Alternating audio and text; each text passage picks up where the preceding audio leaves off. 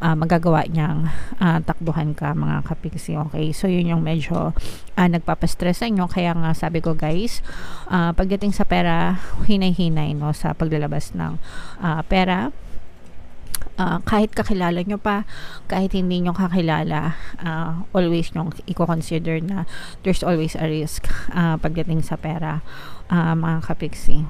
For some of you, nakikita natin na maaari mag-travel yung iba sa inyo and mag-enjoy, maghanap ng peace of mind.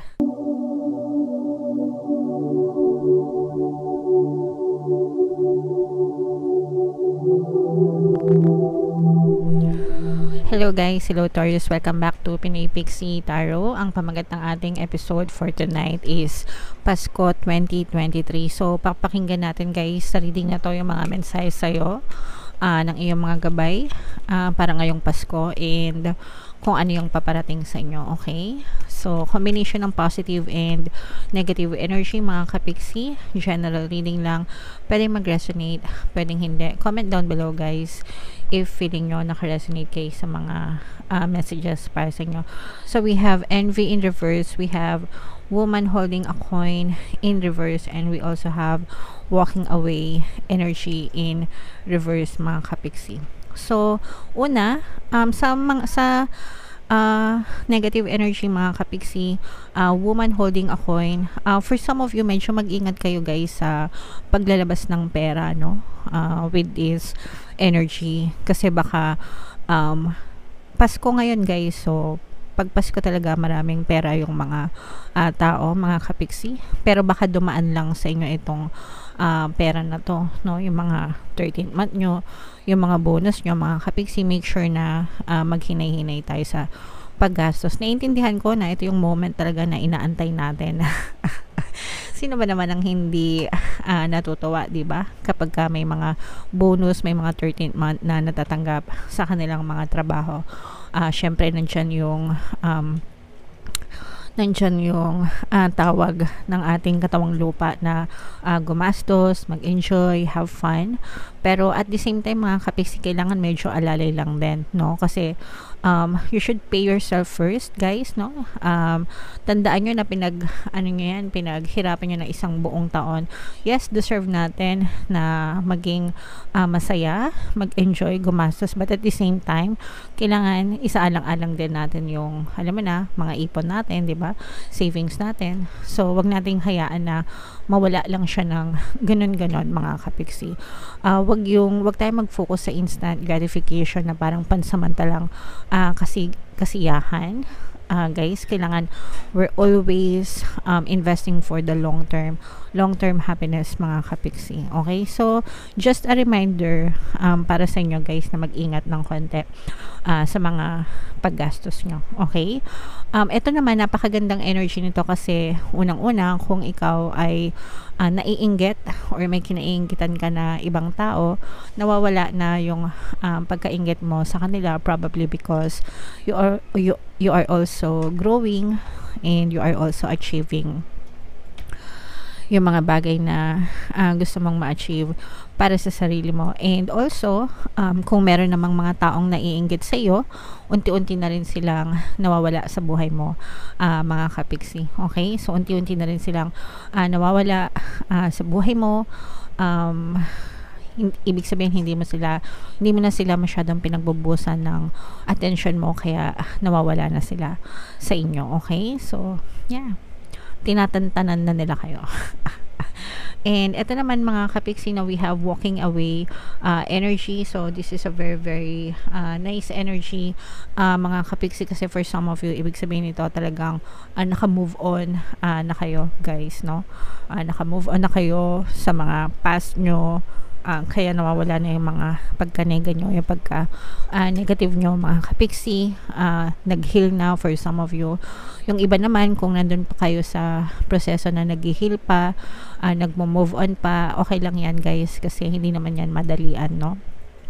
It's easier said and done, pero kapag nandun ka na sa sitwasyon na yun, sometimes talagang may mga episode na may isip mo talaga, and you're reliving the moments, mga kapiksi. So tapos na yon. Ang importante is you focus your attention on yourself, and just take one step at a time. Makaka-move on ka rin, makalimutan mo rin yung past, mga kapiksi. Okay? Alright. So yeah, comment down below guys if feeling nyo naka-resonate kayo sa mga, by the way guys, sa mga kapiksi natin na meron pang mga emotional pain na pinagdadaanan nyo. Pwede nyong pakinggan guys yung ating Ho'oponopono in self-love na subliminal dito sa ating channel. Doon kayo mag-focus guys para talagang gumaan yung pakiramdam nyo and makalimutan nyo yung mga masalimuot na mga experiences nyo ng nakaraan, mga kapiksi. Okay? Alright. So yeah, comment down below, Taurus, if naka-resonate kayo dyan. Tingnan natin yung mga paparating sa'yo ngayong Pasko, Taurus. Shuffle ko to guys. Habang sinashuffle ko to, panoorin nyo muna tong video natin regarding sa ating paano mag-manifest ng abundance video course. Kapiksi, sawa ka na ba sa mga struggles at hirap sa buhay mo? Masipag ka ba at masikap sa buhay ngunit hindi ka pa rin umaasenso? Ilang beses ka na bang nag-attempt magnegosyo at mag-invest pero palagi ka pa rin nalulugi? Sa pagkakataon na ito ay maaaring may subconscious beliefs ka na nagiging balakid sa iyong pag-unlad at pagyaman.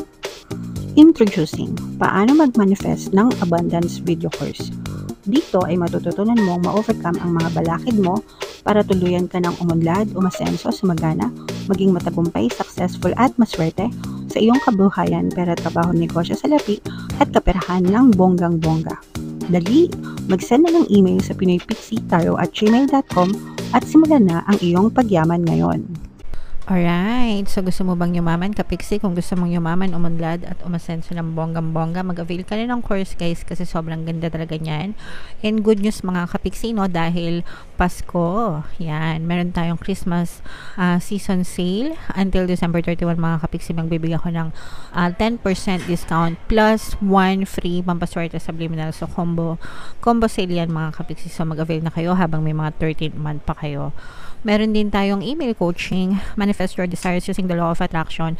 If meron kayo mga specific na gusto nyong i-manifest guys, pwedeng love and relationship, pwedeng money or career mga kapiksi, pwede kayong magpabook ng email coaching session with me.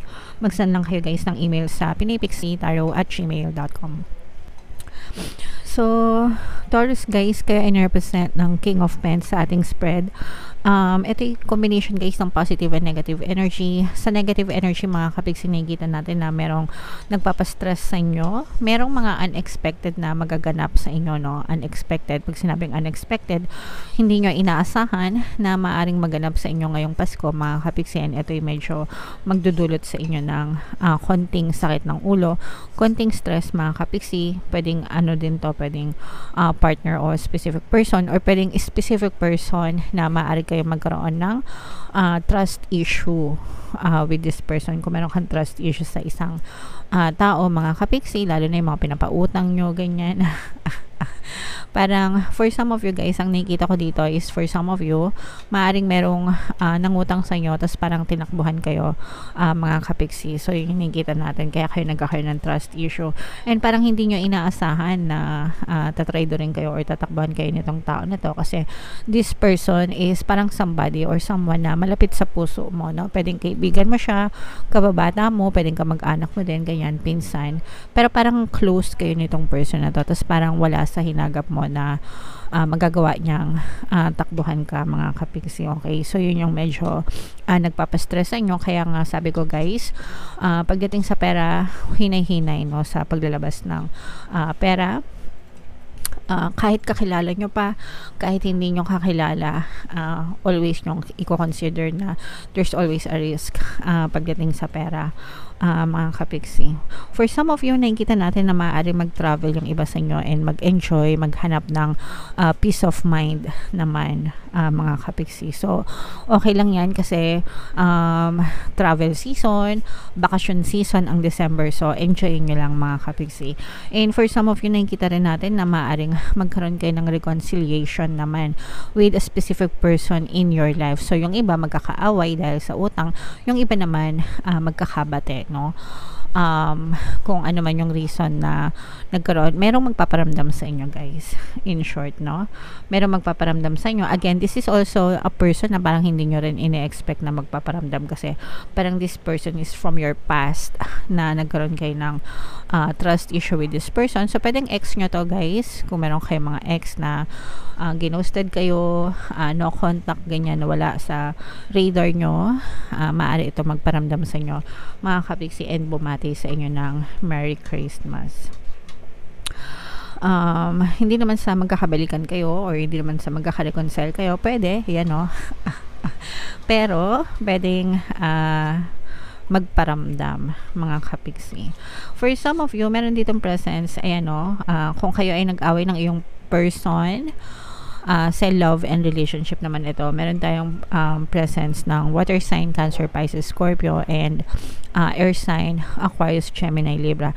Kung kayo ay nagkaaway ng iyong partner o specific person, makakapag-reconcile kayo, magkakabati ulit kayo nitong person na to mga kapiksi, and maaaring ma-rekindle yung inyong relationship. Ito naman ay sa mga currently in a relationship. So kung may mga partner kayo, asawa, jowa, partner, ganyan, live-in partner, kung ano man yung tawag niya sa inyong partner. Pero this is more on romantic relationship, mga kapiksi, okay? Kung kayo ay may mga pag-aaway, pwede kayong magkabati nitong person mo. Why? Kasi nga, Pasko. It's the season of love para sa inyo, mga kapiksi. Okay? So overall, Taurus, pasado naman ang ating energy, no? Kasi mas marami naman yung positive energy sa inyo ngayong Pasko. Guys, so enjoy nyo lang, and samantalahin ko itong pagkakataon na to guys para mag-thank you sa inyo. Merry Christmas, Taurus, and thank you all so much for supporting our channel, sa pagsama nyo sa akin ngayon 2023, and sana samahan nyo ulit ako next year, 2024, para sa marami pang tarot readings and subliminals and other courses. May mga i-open akong courses by next year, so abangan nyo yan mga kapiksi. Alright? Ito pala yung ating 2024 money 2024 kapalaran guys. Kung hindi nyo pa napapanood, panoorin nyo na. Super nice, super ganda. And ito naman yung ating success stories ng paano mag-manifest ng abundance video course. Click here to subscribe mga kapiksi. Thank you for liking, sharing, and subscribing. See you again next time. I love you all. Have a nice day. Bye-bye.